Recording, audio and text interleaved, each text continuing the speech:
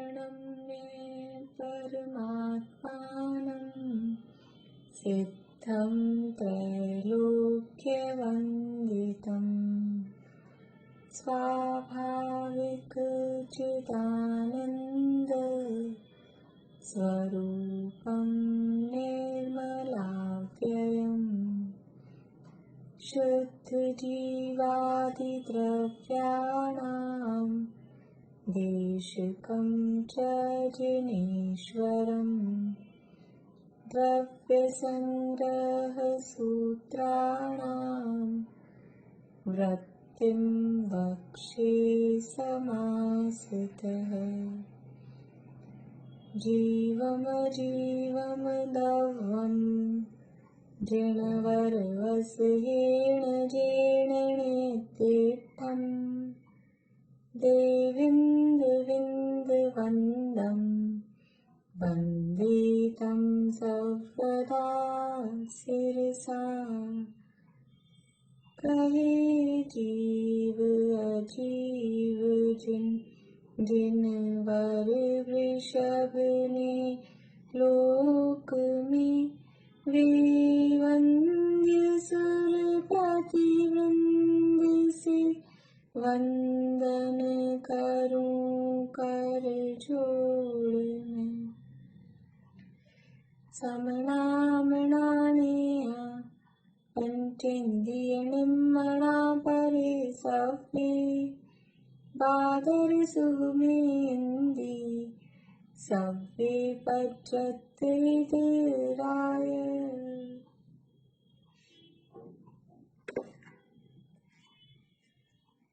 गाथाएं सुनाएंगे 28 से आगे। निशांति बोलिए।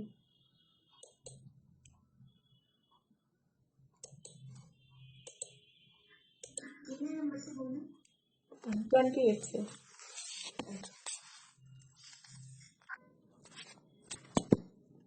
छत्तीसवीं गाथा की चर्चा, निर्जरा तत्व की चर्चा यहाँ पर अपनी चल रही है। बनी छुट्टी पूछते रहते हैं बीच में थोड़ा सा। चलिए अभी बताइए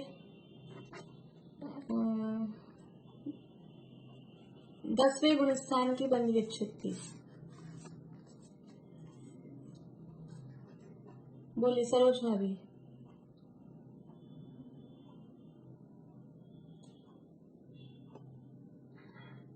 दसवें गुणस्थान में 16 प्रकृति की बंद विच्छुत्ति होती है। 5 की जानवरण की और 5 अंतराय की, 4 चक्षु लक्षणावरण की और एक उच्चगोत्र और एक बढ़िया बढ़िया। धातिया कर्मों की 14, ज्ञानावरण, दर्शनावरण और अंतराय, इनकी मिला के 14, एक उच्चगोत्र और एक यश कीर्ति। बढ़िया। छठे गुणस्थान की बंद विच्छुत्ति।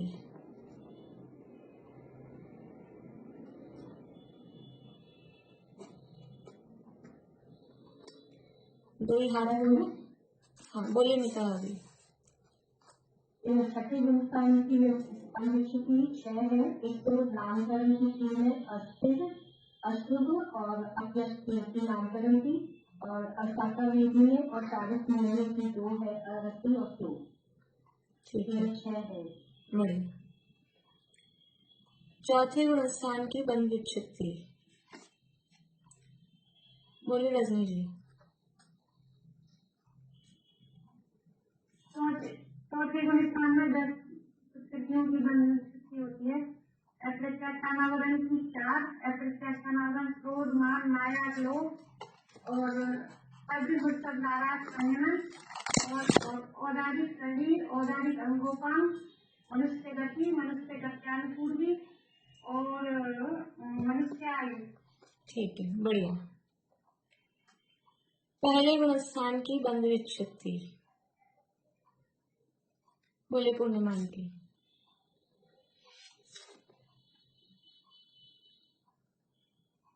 मिथ्यात्व, फिर जाएगा नपुंसक वेद, विलक्षण संस्थान, असंप्राप्त सपाटी का सानंद, फिर नरक गति, नरक प्रत्यानुपूर्वी, नरकायु, फिर एक इंद्रिय सूक्ष्म नहीं, एक इंद्रिय साधारण अपर्याप्त नहीं, उल्टा सुल्टा हो गया, फिर से बोलो ना।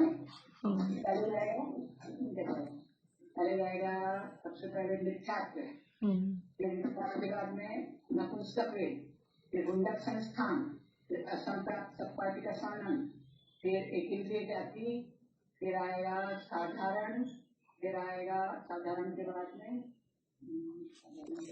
आतत्व, फिर सूक्ष्म अपर्याप्त और स्थावर, और फिर आएगा तिरंच गति, तिरंच गत्यानुपूर्वी, तिरंच नहीं नरक गति, नरक गत्यानुपूर्वी, नरकायु नहीं आएगा। हाँ ठीक है, ठीक है।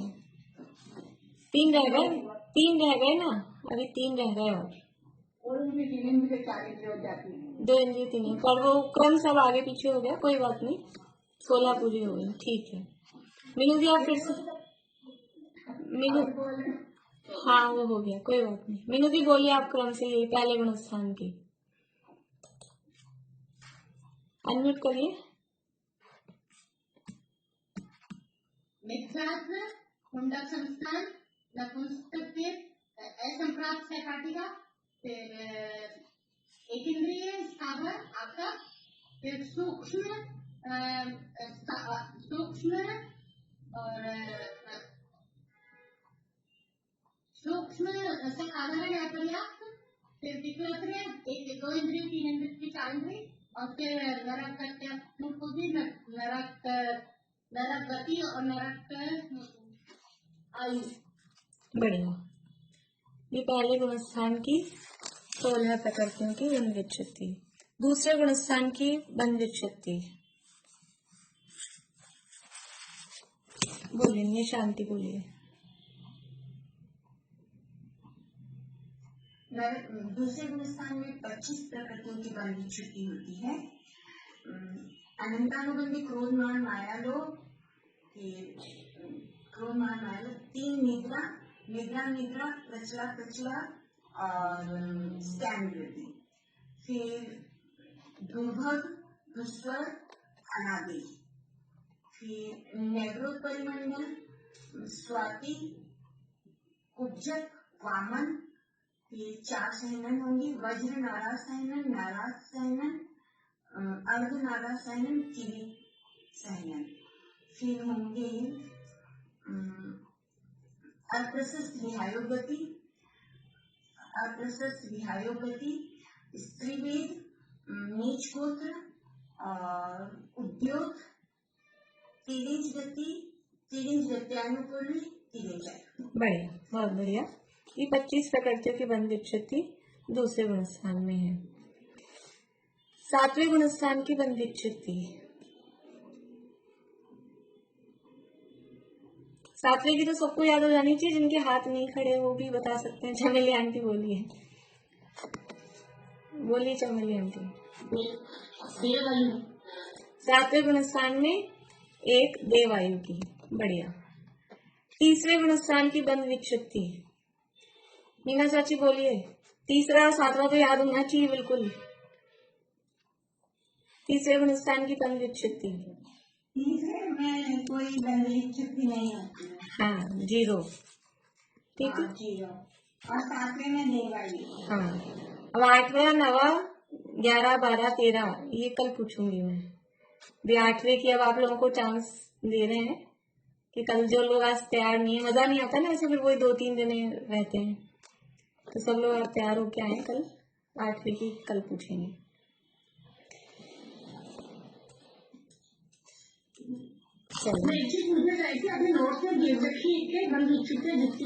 नहीं, अब भेजूंगी। अभी नोट्स मैंने 30 प्राथा तक के भेजे हुए हैं। 28-29 के हैं। हाँ वो लिख रही हूँ मैं, अभी लगी हुई हूँ इन दिनों, अभी पूरा नहीं हुआ। नहीं, इतना मेरे पास पूरी नहीं है बंद विच्छित्ति, इसलिए पूछा नहीं तो 5-7 क्लासें मिस हो गई थी मेरे। वो तो आप ग्रुप में देख लीजिए ना, मैंने ग्रुप में सेंड कर दिए थे वो, तो उसके मैं दोबारा से, वो ज्यादा दिन हो जाते हैं तो नहीं खुलता, मैं दोबारा फिर भेज दूंगी।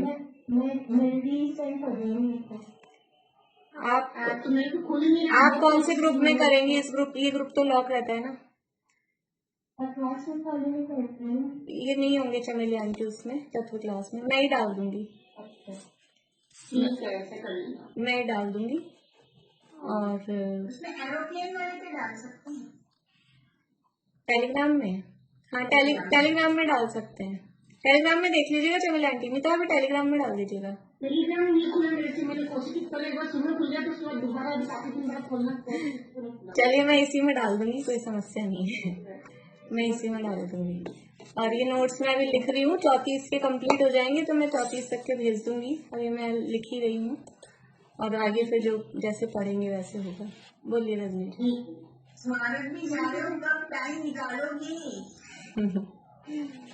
बोलिए रजनी जी। आज पूजा में तो कहना बेटे से मैंने पूजा देखी थी, आज देश है हाँ ना?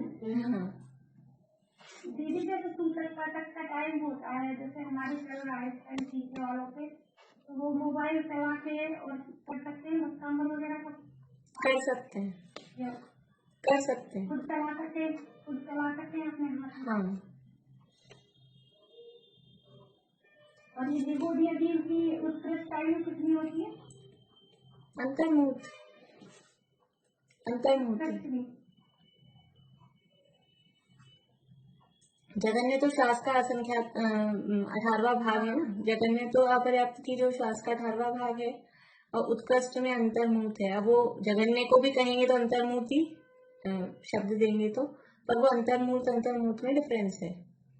वो छोटा अंतर्मुहूर्त है, ये बड़ा अंतर्मुहूर्त है, इसे डिफरेंस है। चलिए 36वीं गाथा की चर्चा अपनी चल रही है और यहाँ निर्जरा का स्वरूप इसमें बताया जा रहा है कि भाव निर्जरा और द्रव्य निर्जरा, जिस भाव से वो बंधे हुए कर्म वो आत्मा से अलग होते हैं वो भाव निर्जरा है, और जो कर्म अलग हुए, कर्मों का अलग होना, वो द्रव्य निर्जरा है। और ये निर्जरा दो प्रकार से होती है, एक तो अपने आप काल आने पर और दूसरा तप के माध्यम से। तो जो समय पाकर अपने आप उदय में यानी फल देकर जो कर्म खिलते हैं वो कहलाती है सविपाक निर्जरा, और जो तप आदि के माध्यम से कर्मों की निर्जरा होती है उसको अविपाक निर्जरा भी कहते हैं। यहाँ पे कल अपनी ये सारी चर्चा हो गई थी। फिर यहाँ एक शिष्य प्रश्न पूछता है 172 पेज पे लास्ट लाइन। यहाँ शिष्य प्रश्न पूछता है सविपाक निर्जरा नरकादि गाथा 36 है, 36 नंबर की गाथा है और वृद्ध द्रव्य संग्रह में पेज नंबर 172।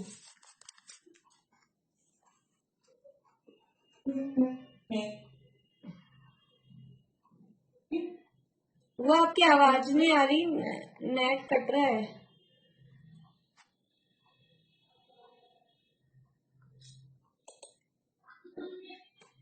यहाँ शिष्य पूछता है आप लोगों को तो मेरी आवाज आ रही है ना?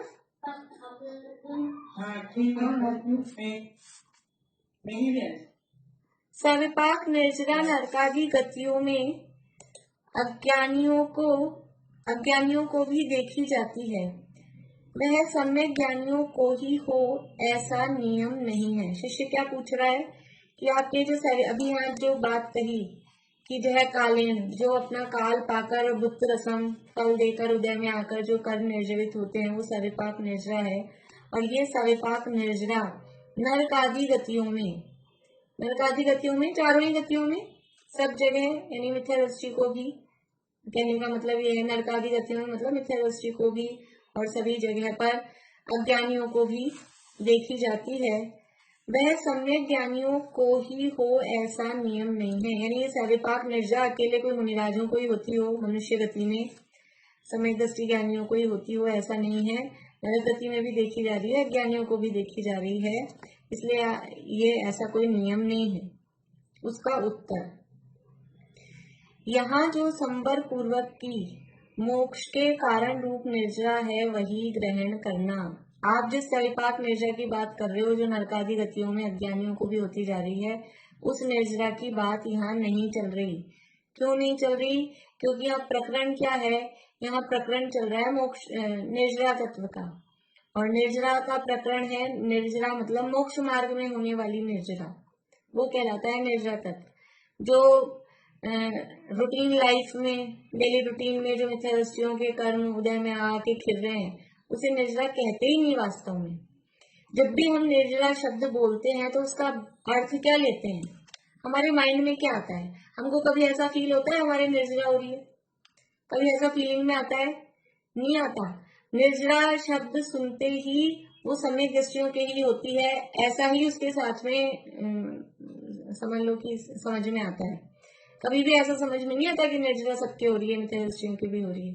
तो निर्जरा तत्व ही शब्द है, वो मोक्ष मार्ग में, मोक्ष मार्ग का सूचक है। पीछे जो संवर की अपना इतना प्रकरण चला था ना 34वीं गाथा में, वो संवर है, वो शुद्धोपयोग से वाचक है, और वो संवर जो है वो मोक्ष का कारण है। तो वहां प्रश्न उठाया था 34वीं गाथा में कि केवल ज्ञान है, मोक्ष है, वो तो पूर्ण शुद्ध दशा है, और ये संवर की दशा को आप मिश्र रूप दशा कह रहे हो। हम बताया था यहाँ ना तो पूर्ण अशुद्धता है मिथ्या दृष्टि जैसी, ना तो अशुद्धता है, ना केवल ज्ञानी जैसी शुद्धता है। इसलिए ये जो संवर वाली, भाव संवर वाली जो स्थिति है, ये कोई तीसरी अवस्था है। ऐसे शब्द यहाँ दिए हैं 34वीं गाथा में। ये देखिए पेज नंबर 112 पे, पेज नंबर 112 पे ऊपर ही क्या कहा है कि ये मोक्ष का कारणभूत ऐसे तीसरी अवस्था रूप, एक देश प्रगट एक देश आवरण रहित, ऐसी तीसरी अवस्था रूप है। संवर के बारे में प्रकरण चल रहा है, पूरा नहीं पढ़ रही हूं मैं। तो उस संवर को मोक्ष का कारण कहा, और वो कैसी दशा है? ये संवर शुद्ध दशा है कि अशुद्ध दशा है? देखिए थोड़ा और पीछे से देखिए, पीछे 111 पेज की लास्ट लाइन, वह संवर शब्द से वाच्य शुद्धोपयोग संसार के कारणभूत मिथ्यात्व रागादि अशुद्ध पर्याय की भांति अशुद्ध नहीं होता, और उसके फल रूप केवल ज्ञान रूप शुद्ध पर्याय की भांति शुद्ध भी नहीं होता। ये संवर की स्थिति कैसी है? ना तो पूर्ण रूप से अशुद्ध है, ना पूर्ण रूप से शुद्ध है। इसलिए संवर वाली स्थिति को कहते हैं मिश्र भाव। कुछ शुद्धता है, कुछ अशुद्धता है, और ये जो संवर है, ये संवर मोक्ष का कारण होता है। ठीक है, संवर के साथ ही होती है निर्जरा, क्योंकि निर्जरा होती है वो संवर पूर्वक ही होती है। इसलिए जो स्थिति संवर की है वही स्थिति निर्जरा की है। जैसे संवर मिश्र भाव रूप है, और मिश्र भाव यानी साधक दशा में होता है। संवर कब प्रकट होता है? मोक्ष पहुंच के होता है कि संवर कब होता है? साधक दशा में। ना तो मिथ्यात्व की दशा में है, या कहें कि विराधना की दशा में संवर नहीं है। साधक के साथ में जो शब्द जुड़ता है वो विराधक। तो विराधक की दशा में, विराधना की दशा में यानी मिथ्या दृष्टि की दशा में संवर नहीं है, और पूर्ण मोक्ष हो गया, जो साध्य था वो प्राप्त कर लिया, सिद्ध हो गए, सिद्ध दशा में भी संवर नहीं है। तो संवर कौन सी स्थिति? संवर कहते हैं मोक्ष के मार्ग को। संवर कहते हैं सम्यक दर्शन ज्ञान चारित्र, और सम्यक दर्शन ज्ञान चारित्राणी मोक्ष मार्ग। तो ये मोक्ष मार्ग की जो स्थिति है वो संसार भी नहीं है और मोक्ष भी नहीं है, वो मार्ग है। हम घर से निकले और मंदिर जाने के लिए रवाना हुए, तो हम घर में हैं कि मंदिर में हैं? कि हम मार्ग में हैं। ये साधक दशा है। घर से भी निकल चुके हैं और मंदिर भी नहीं पहुंचे हैं, बीच वाली स्थिति है। ऐसे ही ये जो संवर निर्जरा की स्थिति है, ये बीच वाली स्थिति है, मोक्ष मार्ग की स्थिति है। तो ये जो निर्जरा, जब भी निर्जरा की बात चलेगी तो निर्जरा का मतलब ये जो प्रति समय हर व्यक्ति यानी मिथ्या दृष्टि के भी जो कर्म उदय में आके खिल रहे हैं, उसको निर्जरा नहीं कहते। ये निर्जरा है वो संवर पूर्वक, संवर के साथ में जो होती है, और संवर खुद अपने आप में मोक्ष मार्ग स्वरूप है, तो वो निर्जरा भी मोक्ष मार्ग स्वरूप ही है। निर्जरा ना तो मोक्ष है, ना संसार है, ना संसार का मार्ग है। तो क्या है संवर और निर्जरा? ये दोनों मोक्ष मार्ग है, बीच की अवस्था है, कुछ विलक्षण अवस्था है। इसे शुद्ध कहें कि अशुद्ध कहें, कि ये मिश्र भाव, इसके लिए एक शब्द दिया जाता है मिश्र भाव। जैसे शैव क्षमिक भाव है ना, मिश्र भाव, ऐसा है ये एक मिश्र भाव है। ना वहां पूर्ण शुद्धता है, ना वहां पूर्ण अशुद्धता है। तो यहाँ आ जाइए वापस अपने वहीं पेज नंबर 173 पे। ये सर्विपाक निर्जरा प्रश्न था कि नरकादि गतियों में अज्ञानियों को भी देखी जाती है, वह सम्यक ज्ञानियों को ही हो ऐसा नियम नहीं है। उसका उत्तर दिया कि यहाँ जो संवर पूर्वक की मोक्ष के कारण रूप निर्जरा है वही ग्रहण करना। ये जो निर्जरा है ये मोक्ष का कारण है।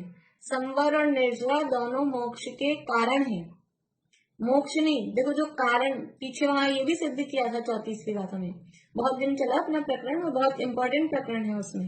ये संवर और निर्जरा मोक्ष के कारण है। तो वहां प्रश्न उठाया था कि मोक्ष है वो तो पूर्ण शुद्ध दशा है, तो उसका कारण भी पूर्ण शुद्धि होना चाहिए। वो मोक्ष दशा तो केवल ज्ञान रूप है और ये संवर निर्जरा तो आप मिश्र भाव रूप कह रहे हो, तो शुद्ध दशा का कारण भी तो शुद्ध होना चाहिए। तो वहां क्या उत्तर दिया था, कार्य जो कारण है वो कार्य से एक देश भिन्न होता है। यदि बिल्कुल ही जो कार्य है वही कारण हो, जो कारण है वही कार्य हो, तो दो कहाँ रहेंगे, फिर तो एक ही हो गए। तो कार्य से ये कारण कथनचित भिन्न होता है। अनंतर पूर्व क्षणवर्ती पर्याय, एक समय पहले की पर्याय, वो अलग होगी। तो मोक्ष जो पूर्ण शुद्ध दशा है उससे एक समय पहले की अवस्था वो संवर निर्जरा रूप होगी। इसलिए ये पूर्ण शुद्ध दशा है और उससे एक समय पहले की दशा वो मिश्र वाली, एकदम अशुद्ध भी नहीं होगी एकदम शुद्ध भी नहीं होगी, मिश्र वाली दशा होगी। इसलिए ये मोक्ष का कारण है, ऐसा वहां पीछे सिद्ध किया था। तो जो यहाँ जो संवर पूर्वक की मोक्ष के कारण रूप निर्जरा है वही ग्रहण करना। जो अज्ञानियों की निर्जरा है वह तो गज स्नानवत निष्फल है। अज्ञानियों की निर्जरा कैसी है, गज स्नानवत निष्फल। गज स्नानवत मतलब उसके समान, गज यानी हाथी, हाथी नहाता है, हाथी का नहाना क्या होता है, निष्फल होता है। पता है किसी को हाथी कैसे नहाता है? पता है, हाथी नहाता है, सभी लोगों को पता है, सभी लोग बता रहे हैं, बढ़िया। ये हाथी नहाता है, हाथी का जो स्किन होती है ना शरीर में, जो चमड़ी होती है उसकी, वो बहुत मोटी होती है और वो जो मोटी चमड़ी के कारण उसको गर्मी बहुत लगती है। तो क्या करता है वो कि वो नहाता है, पानी में जाता है, तालाब में, बाथरूम में बाल्टी मग्गे से तो नहा नहीं सकता, तालाब में ही नहाना पड़ेगा उसको। तो वो तालाब में जाता है, नहाता है और फिर नहाने के बाद में क्या करता है कि वो ठंडक रहे अपने शरीर पे, तो वो अपनी सूंड से फिर वो तालाब का कीचड़ भर के वो वापस से अपने बॉडी पे डाल लेता है। तो नहाया था और फिर कीचड़ लपेट के वापस बाहर आया, तो क्या हुआ, नहाने का क्या मतलब रहा, नहाने घुसो अपन और नहाने के लिए साबुन वाबुन लगाओ और साबुन लगा के बस छोड़ दो, तो वो नहाना होगा क्या? वो तो, और ये तो साबुन है, वो तो कीचड़ डाल के आ जाता है। तो वैसे ऐसा होता है ना कभी कभी, जैसे बीच वगैरह पे जाते हैं ना, कहीं बाहर जाते हैं फिर बच्चे, तो बीच पे गए तो उस समय तो लगता है हाँ खेल रहे हैं, और फिर वो इतनी मिट्टी भर के ले आते हैं साथ में, तो क्या फायदा हुआ कि कुछ ही नहीं, और गंदगी और हो गई साथ में। तो वो ऐसा निष्फल है। निष्फल मतलब कुछ उसका मतलब ही नहीं था। नहाया था तो शुद्धि के लिए नहाया था कि साफ सुथरे शुद्ध हो जाओ, और नहा के निकले ऊपर से कीचड़ और लपेट के आ गए, तो क्या मतलब हुआ? कोई मतलब नहीं हुआ, वो निष्फल है। तो अज्ञानी की जो निर्जरा हो रही है, हर समय कर्म उदय में आके जो खिर रहे हैं, जह कालेण, अपना काल पाकर और बुद्ध रसम फल देकर वो कर्म सड़दी निर्जरित हो रहे हैं। उससे हो क्या रहा है कि वो जो कर्म खिर रहे हैं, वो हाथी ने जो नहाया और नहा के फिर कीचड़ लपेट लिया, तो ये जो कर्म खिरे, और कर्म तो खिर रहे, इधर से तो निकल रहे, इधर से आप और बांधे जा रहे हो, तो फिर क्या मतलब रहा? निष्फल हुआ। इधर से कर्म आपके निकले जा रहे हैं, आउट गोइंग हो रही है, इधर से इनकमिंग चालू है, तो क्या कर्म अलग हुए, क्या कर्म निर्जरित हुए? कुछ भी नहीं हुए, बेकार रही। वो कोई निर्जरा हुई जिसमें इनकमिंग चालू है, ऊपर का नल भी चालू है, नीचे का नल भी चालू है, तो कोई मतलब नहीं है उसका। एक नल बंद हो, ऊपर का नल बंद हो और फिर नीचे का चालू हो, तब वो टंकी खाली हो। दोनों नल चालू हैं तो कोई मतलब नहीं है उस पानी के खाली होने का। तो कह रहे हैं कि जो अज्ञानियों की निर्जरा है वह तो गज स्नानवत निष्फल है, क्योंकि अल्प कर्म खिरता है और वह बहुत अधिक बांधता है। थोड़ा सा खिर रहा है, बांध कितना रहा है, बांध कितना रहा है, ये प्रति समय समय प्रबद्ध आए जा रहे। समय प्रबद्धि अलग होते हैं, समय प्रबद्धि ही आते हैं, यानी अनंत कर्म परमाणु प्रति समय आत्मा से अलग हो रहे हैं, सभी के, ज्ञानी हो अज्ञानी हो, एक इंद्रिय हो दो इंद्रिय हो, सम्यक दृष्टि हो मिथ्या दृष्टि हो, नारकी हो तिरंज हो, कोई भी हो, अनंत कर्म परमाणु प्रति समय आ रहे हैं और अनंत कर्म परमाणु प्रति समय अलग हो रहे हैं। लेकिन जितने आ रहे हैं और जितने खिल रहे हैं वो संख्या में अनंत है, और उनका रेशो कितना है, ये खिलते कम है और आते ज्यादा है, परिणामों के हिसाब से, जैसे कक्षाएं होती हैं। क्योंकि ये कर्म परमाणुओं का आना, ये 4 प्रकार के बंध में से कौन सा बंध कहलाएगा? कर्म परमाणुओं का आना, बोलिए अर्पणा जी, 4 प्रकार के बंध में से कौन सा बंध कहलाएगा?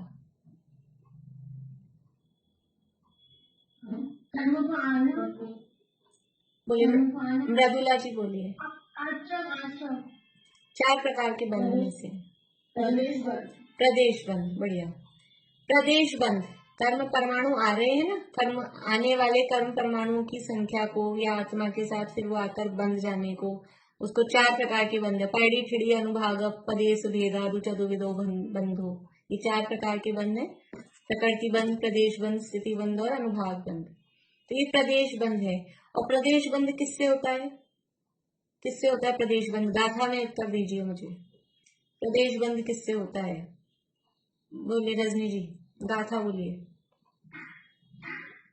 उतना सही पाठ बोल दीजिए, उतना सही पाठ, जितने में आंसर आ रहा है उतना ही।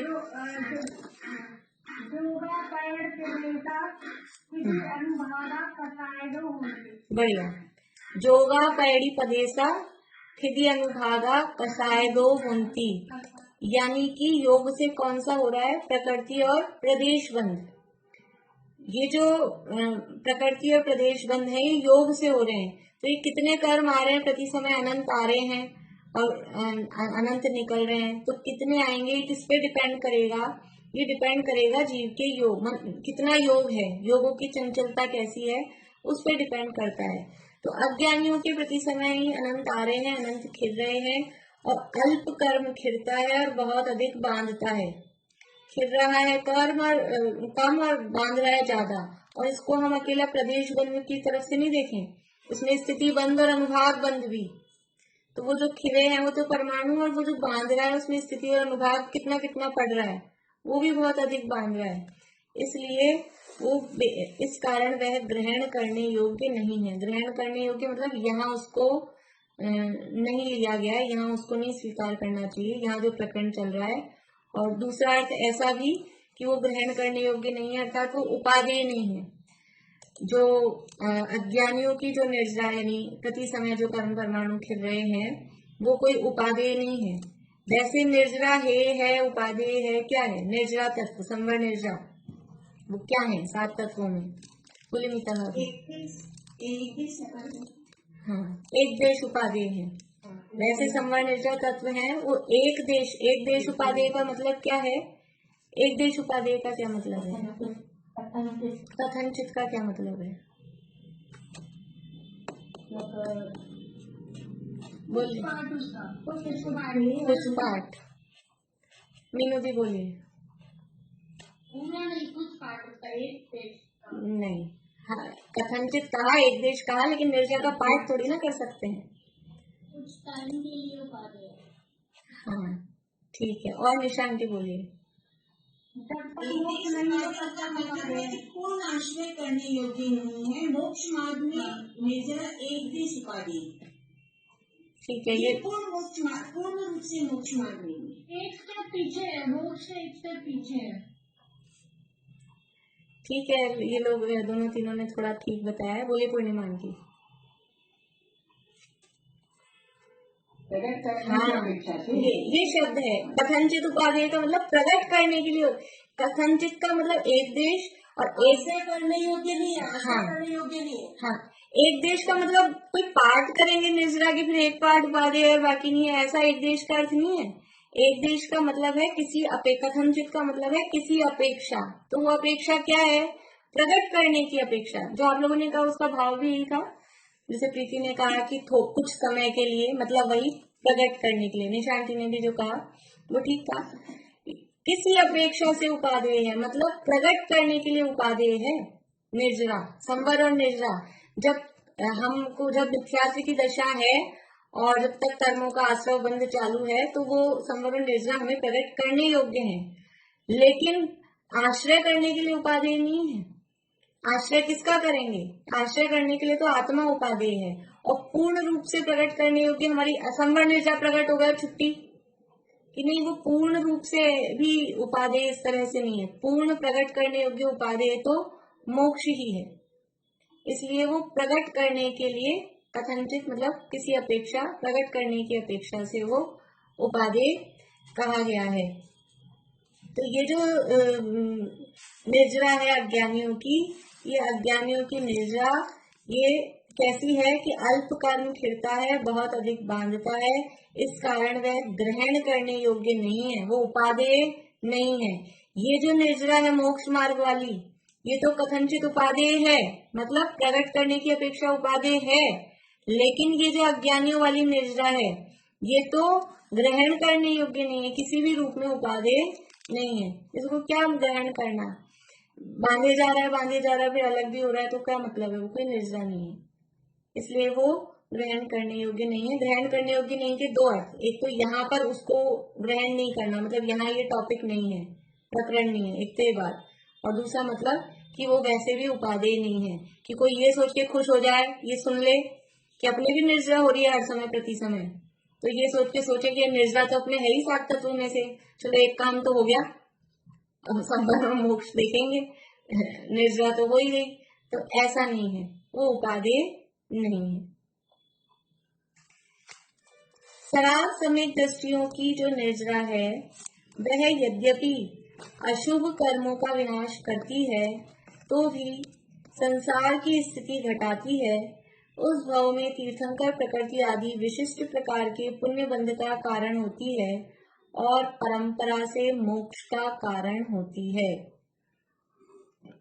अब क्या कह रहे हैं? सराग सम्यक दृष्टियों की जो निर्जरा है, क्या मतलब हुआ? पहले ऐसा कोई शब्द पढ़ा है आपने? यथार्थ से ही सम्यक दर्शन प्रकट करने जिन्होंने जो राग सहित सम्यक दर्शन है ना, चौथे पांचवें गुण स्थान में। ऐसा ही एक शब्द पहले हमने पढ़ा है, सराग संयम। ये सराग सम्यक तो है, वो है सराग संयम। सराग संयम कौन से गुण स्थान में होता है? अभी आपने सही बताया निशांति ने, बिल्कुल। सराग छठा गुण स्थान, बढ़िया। सराग संयम है वो छठे गुण स्थान में होता है, और ये है सराग सम्यक्त्व, ये चौथे गुण स्थान में, मुख्य रूप से चौथे और पांचवें गुण स्थान में। सराग सम्यक्त्व किसे कहते हैं? देखिए, सम्यक्त्व के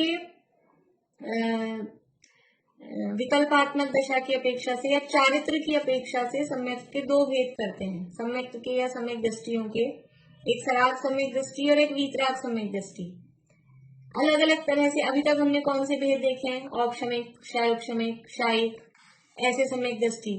वो है कर्मों की अपेक्षा से सम्यक दर्शन के भेद, कर्मों का उपशम है कि क्षय उपशम है कि क्षय है, उस अपेक्षा से भेद देखे हैं। लेकिन ये चारित्र की तरफ से सम्यक दर्शन के भेद करते हैं, सराग सम्यक दर्शन और वीतराग सम्यक दर्शन।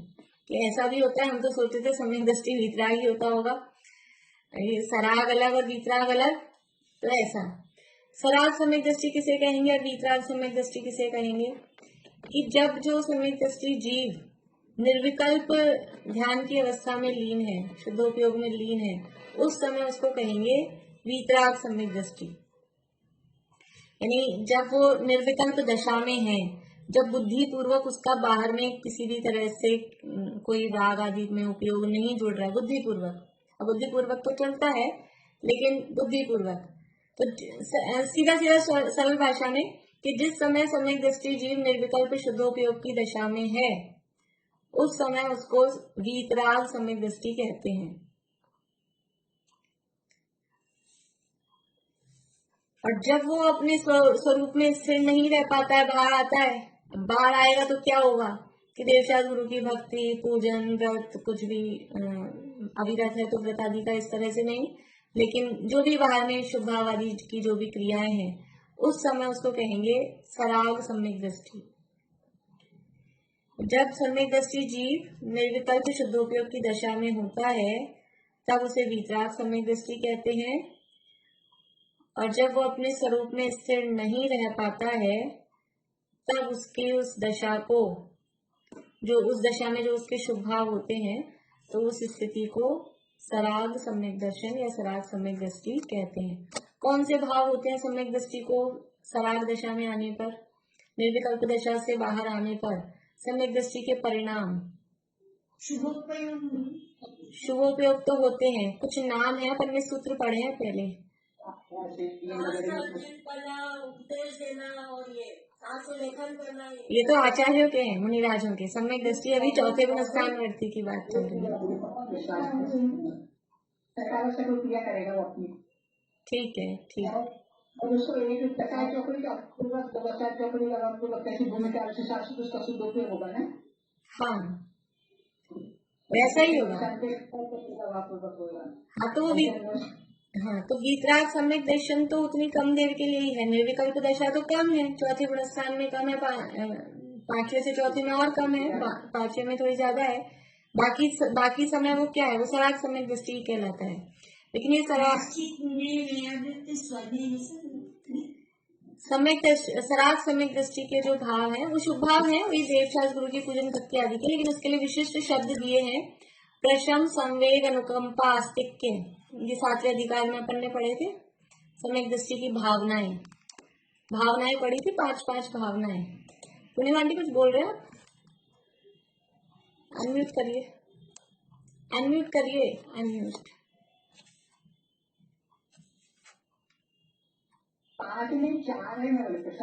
हाँ, वो 5 तो सबकी थी, सम्यक दृष्टि की 4 ही हैं, प्रशम, संवेग, अनुकंपा और आस्तिक्य, और बाकी फिर व्रतों की 5 भावनाएं। 7वां अध्याय है तत्वार सूत्र का, उसमें शुरू में ही व्रतों की भावनाएं और ये दी हैं, तो सम्यक दृष्टि की भावनाएं दी हैं। वो ये प्रशम, संवेग, अनुकंपा और आस्तिक्य के परिणाम, ये वाले परिणाम कहलाते हैं सराग सम्यक दृष्टि के परिणाम। मुख्य रूप से इनको उसमें इंडिकेट किया गया है। जहां भी सराग सम्यक दृष्टि की बात आएगी तो सम्यक दृष्टि के परिणाम प्रशम, संवेग, अनुकंपा, आस्तिक्य, इस तरह के परिणाम कहे जाएंगे। तो सराग सम्यक दृष्टियों की जो निर्जरा है, सराग सम्यक दृष्टियों की निर्जरा होती है कि नहीं होती है, लेकिन नीचे ये तो फुट नोट में नंबर दिया है, तो प्रवचन सार का उदाहरण दिया है। सराग सम्यक दृष्टियों की जो निर्जरा है वह यद्यपि अशुभ कर्मों का विनाश करती है। ये जो सराग सम्यक दृष्टि है, जिस समय वो प्रशम, संवेग, अनुकंपा, आस्तिक्य, प्रशम का मतलब कषाय की मंदता रूप परिणाम, वो है प्रशम। संवेग का अर्थ क्या है? संवेग का मतलब है संसार, शरीर, भोगों से विरक्ति और धर्म में अनुरक्ति, उसका नाम संवेग। संसार, शरीर, भोगों से विरक्ति और धर्म में अनुरक्ति, उसका नाम संवेग। अनुकंपा, जीवों पे दया का जो परिणाम है वो अनुकंपा। और आस्तिक्य का मतलब कि अपनी अस्तित्व की स्वीकृति, मैं हूँ, द्रव्य है, ये धर्म है, ऐसा अस्तिपना, आस्तिक्य समझते हैं ना। आस्तिक मतलब जो धर्म को मानता है, ऐसा सामान्य रूप से अपन कहते हैं, लेकिन आस्तिक मतलब अस्थि से बना है वो शब्द, कि जिसको स्वीकृति है कि ये द्रव्य होते हैं, तत्व होते हैं, देवशास्त्र गुरु होते हैं, जिन धर्म है, मैं हूँ, ये इन सब के अस्तित्व की सिद्धि, ये सब है, ऐसी स्वीकृति, उस परिणाम का नाम है आस्तिक के भाव। जिसको श्रद्धा है, धर्म में श्रद्धा है, वो कहलाता है आस्तिक्य। ऐसा परिणाम, धर्म में श्रद्धा होगी तो 6 द्रव्य 7 तत्व वस्तु स्वरूप की स्वीकृति होगी। 6 द्रव्य 7 तत्व वस्तु स्वरूप की स्वीकृति है, इसका मतलब धर्म की स्वीकृति है, तो वो परिणाम आस्तिक्य का परिणाम। तो जब सराग सम्यक दृष्टि की जो निर्जरा है, जिस समय वो सराग सम्यक की अवस्था में है, उस समय उसको निर्जरा होती है कि नहीं होती? सम्यक दृष्टि को निर्जरा होती है कि नहीं होती? पहले तो ये तो डिसाइड कर लें अपन। ये भी अपन ने कहीं पढ़ा है, इसका प्रमाण, कोई आपसे ऐसा पूछे सम्यक दृष्टि को निर्जरा होती है, इसका प्रमाण दो। हम नहीं मानते सम्यक दृष्टि को चौथे गुण स्थान वाले को निर्जरा होती है। क्या प्रमाण देंगे? प्रमाण का मतलब है किसी आचार्य का कथन, और आचार्य अपन ने एक ही पढ़ रखे हैं, उमा स्वामी। बोलिए, ज्यादा इधर उधर के तो हम आपसे प्रमाण नहीं मांग रहे। बोले रेखा अभी कितनी कषाय चौकड़ी का अभाव हुआ उस अनुसार सूत्र में जवाब चाहिए मुझे, सूत्र में जवाब चाहिए। मैंने आपको इतना सारा तो हिंट दे दिया। बहुत बढ़िया, बहुत बढ़िया। नवे अध्याय का जो 45वां सूत्र है जिसमें सम्यक ये निर्जरा के 11 स्थान बताए हैं, 11 जगह निर्जरा होती है, उसमें पहला स्थान कौन सा बताया है? सम्यक दृष्टि। सम्यक दृष्टि को निर्जरा होती है, उमा स्वामी आचार्य ने लिखा है। कोई कहे हम नहीं मानते तो कि आप उमा स्वामी आचार्य को नहीं मानते, अगर ये नहीं मान रहे हो तो। सम्यक दृष्टि, श्रावक, विराट, अनंत वियोजक, दर्शन मोह, शपक, उपशमक, शांत मोह, क्षीण, शपक मोह, निर्जरा, संख्य गुण निर्जरा, सूत्र है पूरा। तो सम्यक दृष्टि को निर्जरा हो रही है। अब जो वो सराग सम्यक्त्व की अवस्था में तब भी होगी कि नहीं होगी? कि तब भी होगी। अकेला शुद्धोपयोग की दशा में निर्जरा हो ऐसा नहीं होता। निर्जरा होती है शुद्ध परिणति से। शुद्ध परिणति का मतलब क्या है? कि वो जो कषाय चौकड़ी का अभाव हुआ, मिथ्यात्व और 4 कषाय अनंतानुबंधी, इनका अभाव हुआ, उससे जो वितरागता प्रकट हुई वो परिणति कहलाती है। वो परिणति मेंटेन रहती है। शुद्ध उपयोग वो तो थोड़ी देर के लिए रहता है, और परिणति वो एक, जैसे इसके लिए उदाहरण देते हैं संजीव जी, बहुत बार सुना हो आप लोगों ने कभी, कि हम मोबाइल चार्ज करते हैं तो चार्ज कितनी देर करते हैं? 1 घंटा, 1.5 घंटा, 2 घंटा, जैसा ये चार्ज किया। तो ये शुद्धोपयोग है, वो जब चार्जिंग पे लगा हुआ है ना मोबाइल, ऐसी स्थिति, वो तो है शुद्धोपयोग। और फिर परिणति क्या है? कि अब चार्ज पे से हटा लिया और हमने क्लास चला रखी है। अभी कब तक चलेगा? जो भी जैसा हो, समझ लीजिए जिसके जितना यूज में आता हो उस हिसाब से अपन एक मान लें 24 घंटे चलेगा। एक बार चार्ज किया, एक बार शुद्धोपयोग हुआ, और वो 24 घंटे उसकी परिणति चल रही है। वो जो बैटरी चार्ज हो गई वो 24 घंटे चल रही है। तो एक बार शुद्धोपयोग पूर्वक वो सम्यक दर्शन प्रकट हुआ, निर्जरा प्रारंभ हुई, उसके बाद में सारे दिन आत्मा में थोड़ी ना रहेगा। उसके बाद में भी वो जो कषाय चौकड़ी का अभाव हुआ है, उसके कारण निर्जरा तो चलती रहती है, वो बराबर अपना काम करती है, और उस स्थिति को वो शुद्ध परिणति कहलाती है। जैसे हम बैटरी चार्ज करने के बाद उसको यूज लिए जा रहे हैं, ऐसे शुद्ध परिणति से वो निर्जरा चालू रहती है। तो इसको शुद्धोपयोग की परिणति की निरंतरता भी कह सकती है। शुद्धोपयोग की परिणति की जगह शुद्ध परिणति, शुद्ध परिणति की निरंतरता, क्योंकि उपयोग शब्द लगाएंगे तो फिर वो शुद्धोपयोग वाला अर्थ आ जाएगा। तो सराग सम्यक दृष्टि को निर्जरा, सम्यक दृष्टि को निर्जरा हो रही है, और जिस समय वो सराग सम्यक रूप अवस्था है, ज्यादा टाइम किसमें बीतेगा बताओ? शुद्धोपयोग वाली यानी वीतराग सम्यक दर्शन का काल तो कम है, बाकी ज्यादा टाइम तो सराग सम्यक दर्शन का ही है। तो उस समय भी उसको निर्जरा हो रही है। तो उस समय शुभ भाव है, और शुभ भाव के काल में भी उसको निर्जरा हो रही है। इसीलिए समय सार में जो निर्जरा अधिकार है, वहां कहा ज्ञानी के भोग निर्जरा के कारण है। ज्ञानी के भोग निर्जरा के कारण है, इसका मतलब भोग से निर्जरा हो रही है नहीं बात है। ज्ञानी और निर्जरा, भोग को अभी एक बार साइलेंट करो, तो ज्ञानी की निर्जरा होती है कि नहीं होती है? ज्ञानी की निर्जरा होती है। कब होती है? हर समय होती है। ज्ञानी की निर्जरा कब होती है? सम्यक दृष्टि, श्रावक, वीरता, अनंत वियोजक, ये जो कहे स्थान, वो कब होती है? कि हर समय चल रही है संख्यात गुणी निर्जरा। तो ज्ञानी की निर्जरा कब होती है? कि वो जब ऐसे बैठेगा, तो ऐसे तो पता नहीं 6 महीने में एक बार बैठेगा, तो 6 महीने में एक बार निर्जरा होगी? नहीं, ज्ञानी की निरंतर निर्जरा हो रही है। तो निरंतर क्या काम करेगा? कि वो सुबह उठेगा, नहाएगा धोएगा, तब भी निर्जरा हो रही है। मंदिर जा रहा है, नहाया धोया, समझ लो अशुभ भाव है, तो भी निर्जरा। मंदिर गया, पूजन पाठ की, शुभ भाव है, तो भी निर्जरा। फिर घर आया, नाश्ता पानी किया, भोजन किया, ये कौन सा भाव है? अशुभ भाव है, भोग का टाइम है, भोजन करना है, कोई भोग का ही तो काम है। हम तो विषय भोग का मतलब कोई ऐसा थोड़ी ना कि भोजन करना भी तो विषय भोग ही है। अब भोजन कर रहा है, उस समय निर्जरा हो रही है कि नहीं हो रही है? हो रही है, क्योंकि निर्जरा हर समय चल रही है। इसलिए वहां कहा कि ज्ञानी है और उसकी परिणति में एक कषाय चौकड़ी का अभाव है, उसके कारण वो कुछ भी काम करे। युद्ध क्षेत्र में है भरत चक्रवर्ती, रामचंद्र जी शायद सम्यक दृष्टि, युद्ध क्षेत्र में है, रावण से युद्ध हो रहा है, निर्जरा हो रही है कि नहीं हो रही है? हो रही है, हर समय हो रही है, युद्ध क्षेत्र में भी हो रही है। तो ये तो सराग सम्यक दृष्टि की बात है, जिस समय प्रशम, संवेग, अनुकंपा, आस्तिक के शुभ भाव रूप परिणाम है, उस समय भी उसकी निर्जरा होती है। अभी तो यहाँ सराग सम्यक दृष्टि की बात है, तो जो शुभ भाव में स्थित सम्यक दृष्टि जीव है उसके भी निर्जरा है।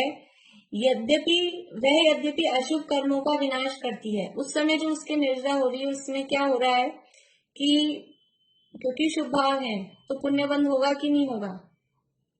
शुभ भाव है तो पुण्य बंध होगा कि नहीं होगा? शुभ भाव से पुण्य बंध होगा, और वो पुण्य बंध हो रहा है तो वो अशुभ कर्मों का विनाश करती है। मतलब अशुभ कर्म तो घट रहे हैं, नष्ट हो रहे हैं, लेकिन साथ में पुण्य बन रहा है। ये बात यहाँ लिखी नहीं है लेकिन वो अंडरस्टूड है। अशुभ नहीं तो सीधा सीधा ऐसे लिखते शुभ अशुभ कर्मों का विनाश करती है, ये नहीं लिखा, लिखा है अशुभ कर्मों का विनाश करती है। मतलब शुभ कर्म तो बनते हैं उस समय, यानी कि शुभ बंध तो होता ही है इस तरह की स्थितियों में। तो यद्यपि वह अशुभ कर्मों का विनाश करती है तो भी संसार की स्थिति घटाती है। शुभ कर्मों का बंध हो रहा है ज्ञानी के, तो भी उन कर्मों की स्थिति कैसी बनेगी? अब एक नियम मोक्ष और प्रकाशक में हमने पढ़ा था, हम पुराने प्रकरण याद रखने पड़ते हैं। कौन सा प्रकरण पढ़ा था? मोक्ष और प्रकाशक के दूसरे अधिकार में वो स्थिति बंध किसके पुण्य प्रकृति का वो तो सामान्य नियम था।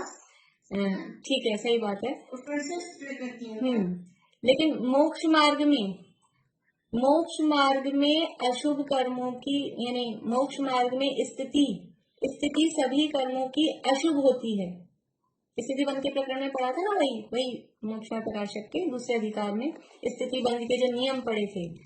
तो स्थिति बंध के प्रकरण में कितनी प्रकृतियां शुभ है और कितनी प्रकृतियां अशुभ हैं, ऐसे अपन सामान्य रूप से 148 प्रकृतियों में से कितनी शुभ हैं कितनी अशुभ हैं ये छांटते हैं। और स्थिति बंध के प्रकरण में कितनी शुभ है कितनी अशुभ है। तो ये तो अपना समय तो हो गया, पर अभी विषय बीच में रह जाता है तो दूसरे दिन वो बात नहीं आ पाती। ध्यान में है प्रीति? 3 आयु शुभ है, नरक आयु को छोड़ के बाकी सब बढ़िया। यानी स्थिति बंध का यदि प्रकरण हो, ऐसे हम नॉर्मली कर्मों में प्रशस्त अप्रशस्त का भेद करते हैं। जिनको ध्यान नहीं है अपना 8वां अध्याय का खोल के देखना, वहाँ कहीं ना कहीं अपने किताब में तो लिखा ही है कि 68 प्रकृतियां वो पुण्य रूप हैं, 100 प्रकृतियां पाप रूप हैं। सामान्य रूप से 148 में विभाजन करते हैं तो 168 रूप में वो जो 20 प्रकृतियां हैं वो डबल गिनते हैं। तो 68 है पुण्य रूप 68 और 100 है पाप रूप। लेकिन अगर स्थिति बंध का प्रकरण होता है तो स्थिति बंध के प्रकरण में ये वाला डिवीजन नहीं चलता है। स्थिति बंध मतलब कर्मों की स्थिति देखी जा रही है। स्थिति बंध समझ में आ रहा है? 30 कोड़ा कोड़ी सागर की, 70 कोड़ा कोड़ी सागर की, ये ऐसी स्थितियां। तो कौन से कर्मों की स्थिति बंध के हिसाब से कौन से कर्म शुभ हैं कौन से कर्म अशुभ हैं। तो स्थिति बंध यानी ज्यादा स्थिति जिसकी अच्छी रहे, तो केवल 3 आयु हैं, देव, मनुष्य, तिर्यंच। इन 3 आयुओं की अधिक स्थिति वो शुभ है। बाकी पूरी 117 प्रकृतियों की अधिक स्थिति अशुभ होती है। इस 117 में टोटल बंध योग्य प्रकृतियां 120। अभी थोड़ा जल्दी जल्दी से बता देती हूँ, फिर कल करेंगे जैसे चर्चा चलेगी। टोटल बंध योग्य प्रकृतियां 120। उस 120 में से अभी 120 कैसे आई अपन ने अभी थोड़े दिन पहले भी किया था, थोड़ा सा रिवीजन करना, खोल के पढ़ के देख के आना, कल मैं पूछूंगी आप लोगों से 120 कैसे हैं। 120 प्रकृतियां बंध योग्य हैं, उनमें से 3 आयु को छोड़कर बाकी की 117 प्रकृतियों की स्थिति अशुभ होती है। 117 प्रकृतियां अशुभ हैं, उसमें तीर्थंकर प्रकृति भी आ गई, यश कीर्ति भी आ गई। यानी कि ज्यादा स्थिति होना किसी भी प्रकृति का वो अच्छा नहीं है। भाव ये है। तो जो सम्यक दृष्टि हो जाता है, सम्यक दर्शन होने के बाद में सभी कर्मों की स्थिति कितनी बनती है, किसी भी कर्म की स्थिति कितनी बनेगी, अंतः कोड़ा कोड़ी सागर, तो स्थिति घट जाती है। वो बात कह रहे हैं संसार की स्थिति घटाता है, ये अंतः कोड़ा कोड़ी सागर तो प्रायोगिक लब्धि नहीं हो जाती है। इसलिए सम्यक दृष्टि जीव है तो उसके शुभ भाव भी हो रहे हैं, भोगादि के काम भी हो रहे हैं, कर्म बंध रहे हैं, तो भी वो स्थिति उनकी कम ही बन रही है, संसार की स्थिति घटाता है।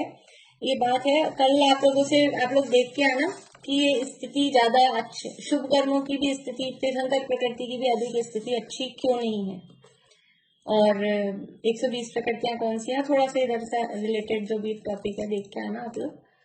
अभी बहुत समय हो गया, यही पूरा करते हैं। जय श्री राम।